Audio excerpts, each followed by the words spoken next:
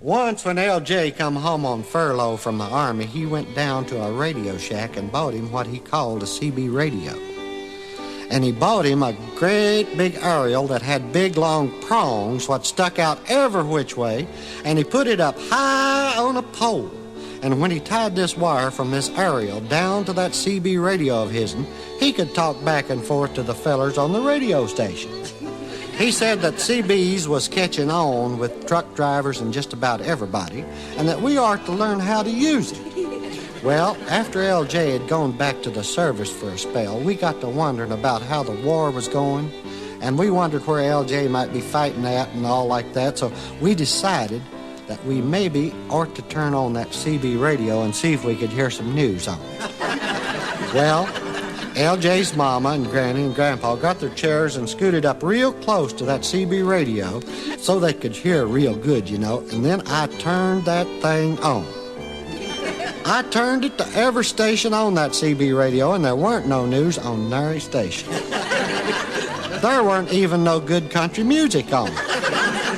And Grandpa said he'd watched L.J. play that CB radio, and for me to push that button on that microphone and tell one of them fellers to give me the news, and maybe he would.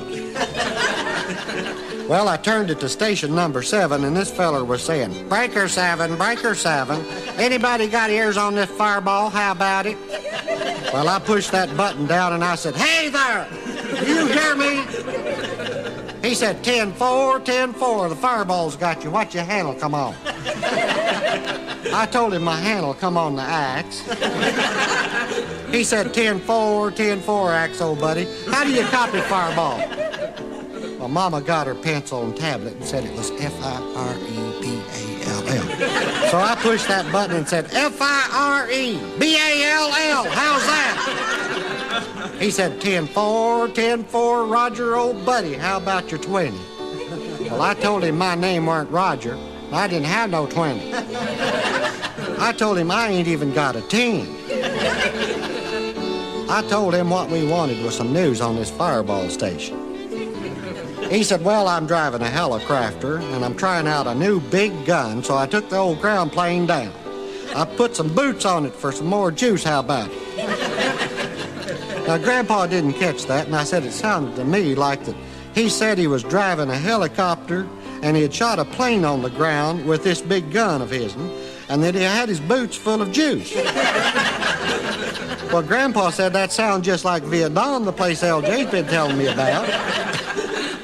Well, I asked him if he'd seen L.J., and if he had, to make sure he didn't drink too much of that juice that he had there in his boots. Then he says, "What kind of rig y'all got?" Well, I told him the only rig we had was an old buggy. It was down in the barn, and that it had a wheel off of it, and that we hadn't used it none since a mule had died. He wanted to know then if I was base or mobile.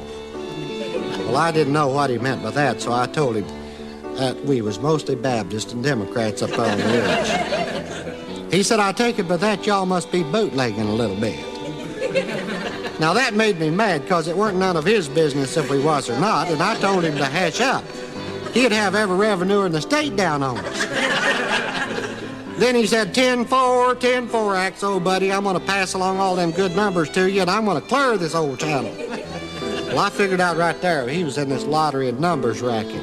And I told him I didn't want him sending me no numbers, and I'd appreciate it if he didn't get L.J. mixed up in it either.